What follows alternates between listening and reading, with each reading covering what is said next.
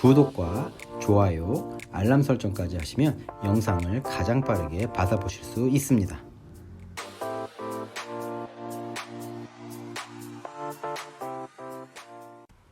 안녕하세요 여러분. 여러 기업들을 분석해드리고 있는데요. 어떻게 분석 한 번에 그치지 않고 계속적으로 업데이트를 해드릴까 고민하다가 여러 분석을 통해 어닝콜이 기업 방향을 가장 정확히 알 수 있다는 생각이 들었어요.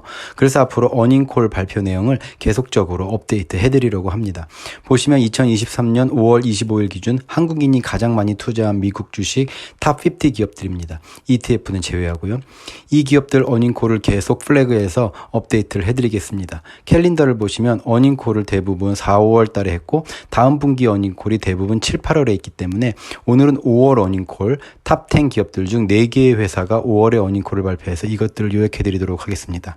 어닝콜은 실적 발표, 어닝콜, Q&A 이렇게 진행이 되는데요. 특히 이슈가 되거나 투자자들이 궁금한 부분들은 Q&A에 나와요.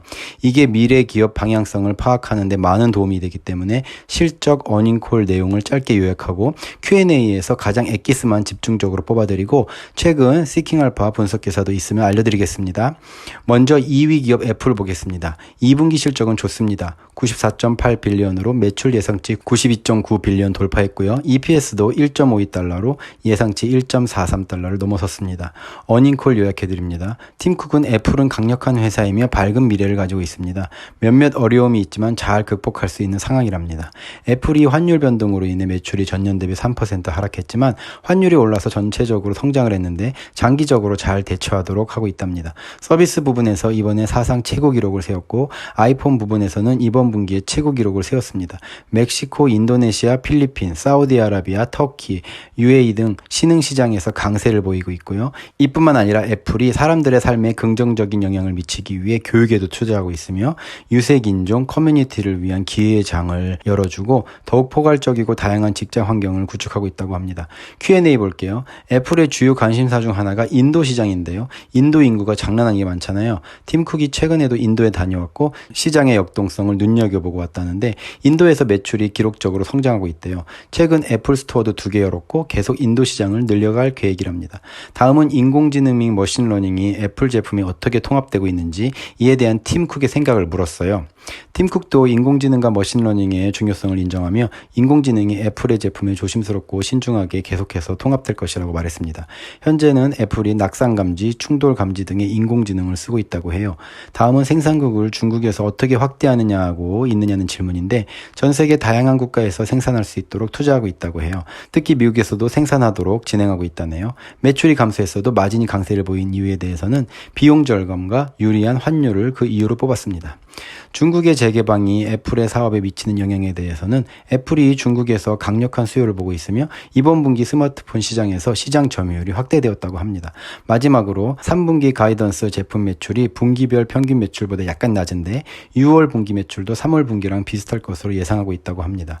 최근 애플 소식 하나 전해드리면 애플이 최근 AR 스타트업 미라를 인수했다는 소식이 전해졌는데요. 지난 월요일에 애뉴얼 월드와이드 디벨로퍼스 컨퍼런스에서 거의 10년 만에 신제품 라인을 선보였는데요. 3,500불짜리 AR VR 헤드셋 애플 비전 프로를 공개했습니다. 혁신적인 신제품으로 증강현실을 경험할 수 있는 신제품으로 2014년 애플 와치가 처음 등장한 이후 애플의 가장 중요한 신제품 라인이기 때문에 관심이 높은데요. 경쟁 상품인 메타 퀘스트는 조이스틱을 사용하는데 애플 비전 프로는 조이스틱 대신 손 움직임을 추천한다고 해요.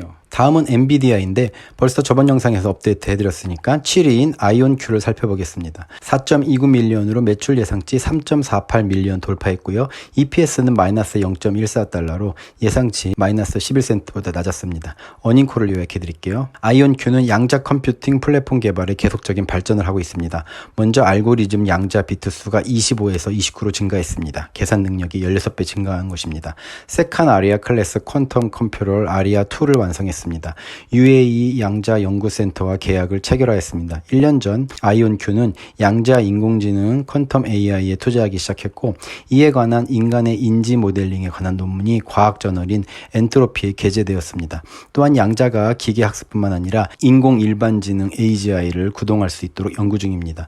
Q&A의 주요 질문들 몇 가지는 아리아2와 같이 폴테도 클라우드에 추가할 계획이 있느냐 하는 질문에 폴테에 대한 수요도 있기 때문에 아직 클라우드에 출시할 시점을 결정하진 않았지만 관심은 있다고 합니다. 또한 1분기에 더 많은 매출이 일어난 이유가 보다 완성도를 높이도록 시스템 향상에 노력한 결과라고 답했습니다. 최근 시킹알파 6월 6일 매도 추천 기사 살펴보면 아이온큐 주가가 최근 2배로 뛰었지만 상업성, 주가 희석 등 여러 리스크로 인해 현재 시가총액이 너무 높고 양자 컴퓨팅은 유망한 분야이며 아이온큐의 CEO는 향후 몇 년 내에 업계의 챗 GPT 순간을 예측하지만 재정적으로 더 강한 기업들과의 경쟁에 직면해 있는 점, 회사의 추가 개발을 위해 최소한 6개월은 더 기다려야 할 수 있기 때문에 아직 투자하기엔 이르다는 점, 양자 컴퓨팅 산업의 초기 기업의 잠재력에도 불구하고 15달러 주가의 기업 가치는 위험 요소들 때문에 정당하다고 볼 수 없기 때문에 분석가는 현재 숏의 기회로 보고 있습니다. 이 위험 요소에 관해 2022년 5월 3일에 발행된 스콜피온 캐피탈의 180페이지 분량의 아이온큐에 대한 매우 상세한 보고서를 언급했는데요. 이 보고서 132페이지에 보면 세계에서 가장 강력한 양자 컴퓨터를 보유하고 있다는 소문에도 불구하고 아이온큐는 보도자료 및 자료에서 고객 및 파트너 목록이 너무 짧았습니다. 여기에 언급된 사람들 중 상당수와 이야기를 나눴고 그들은 아이온큐의 기능을 비웃거나 조롱하였습니다. 너무 불안정함, 실제로 유용하지 않음, 정말 느린 실행 시간 등을 꼬집었고 컴퓨터 액세스 비용을 지불했는지 물었을 때 대답을 회피하거나 웃었습니다. 이에 대해 아이온큐의 두 창립자는 주장에 답하거나 반박하려는 시도보다는 단행본이 제대로 연구되지 않았으며 사실이 아니라는 진술뿐이었다고 합니다. 분석가는 보고서는 180페이지였지만 답변은 1페이지라며 어닝콜에 따르면 2021년에 CEO가 수천 명의 고객을 보유하고 있다고 주장했지만 2021년에 판매는 거의 일어나지 않았다는 점은 아주 이상해 보일 수 있다고 했습니다. 덧붙이자면 스콜피온 캐피탈은 이 보고서에서 아이온큐의 32큐비트 양자 컴퓨팅 시스템이 실존하지 않는다는 결론을 내렸습니다. 아이온큐의 실제 기술력은 11큐비트 시스템에 불과하며 이마저도 불안정하고 오류가 많다고 했었습니다. 분석가는 이런 여러 가지 위험들 때문에 불확실한 것이 너무 많다고 보고 있습니다.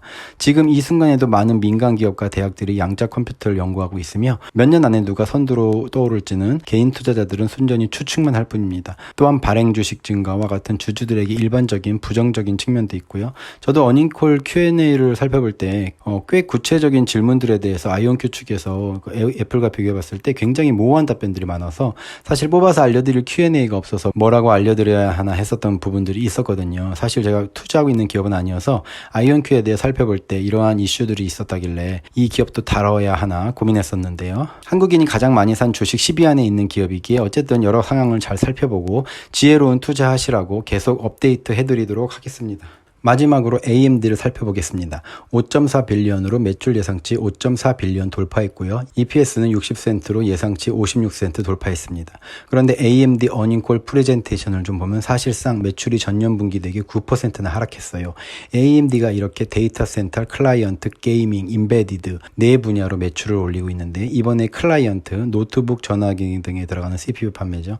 이 클라이언트 분야에서 매출이 줄었다고 해요. 지금 마진, 오퍼레이팅 인컴, EPS 다 전년 분기 대비 하락했어요. 여기 분야별로 상세하게 마진이 나오는데 다 하락하고 이 임베디드 분야만 매출이 전년 대비 크게 증가하였습니다. 의료, 산업, 통신, 항공우주, 자동차 등의 AMD 부품들이 내장됐는데 이번에 특히 AMD 기반 플랫폼이 내장된 수바루 차량들이 출시되었다고 합니다. Q&A를 살펴보면 AMD의 1분기 데이터 센터 매출이 전분기 대비 감소했지만 2023년에는 제노아와 벌가모와 같은 신제품 출시에 힘입어 데이터 센터 매출이 두 자릿수 성장할 것을 예상했고요. 2023년 하반기에는 마진이 개선될 것으로 예상되지만 이는 클라이언트 마진이 개선될 것에 달려있다고 합니다.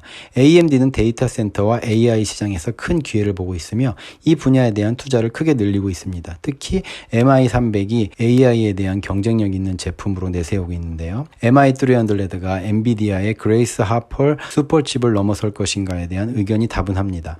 엔비디아 슈퍼칩이 먼저 출시가 되고 MI300이 이번 연도 하반기에 나오는데요. MI300가 머신을 작동시키는데 AI가 8배 더 뛰어난 성능을 발휘하고 5배의 전력 효율성을 제공할 것으로 예상하고 있는데 엔비디아와 다른 특징들을 가지고 있기 때문에 일단 나와봐야 결과를 알 수 있을 것 같습니다. 어쨌든 AMD가 HPC 및 AI 시장의 고객으로부터 MI300에 대한 강력한 수요를 보고 있고 제품이 하반기에 데이터 센터 사업의 주요 성장 동력이 될 것으로 기대하고 있습니다. 또한 하반기에 마진을 성능을 개선하기 위해 일부 제품의 가격 인상과 비용 절감을 계획하고 있습니다. AMD는 현재 매출 연간 가이던스를 달성할 수 있다는 자신감을 표명해서 다음 분기에 좋은 소식을 기대해 볼 수도 있을 것 같아 보입니다. 자, 이렇게 오늘 세 기업 어닝콜을 살펴보았는데요. 어떻게 도움이 좀 되셨나요? 시간이 좀 지나긴 했지만 테슬라, 마이크로소프트, 구글, 아마존, 메타 등은 4월에 어닝콜을 다 발표했어요. 혹시 여러분들이 궁금해하시면 이 어닝콜들도 올려드리도록 하겠습니다. 오늘도 시청해 주셔서 감사합니다. 즐거운 주말 되세요. 감사합니다.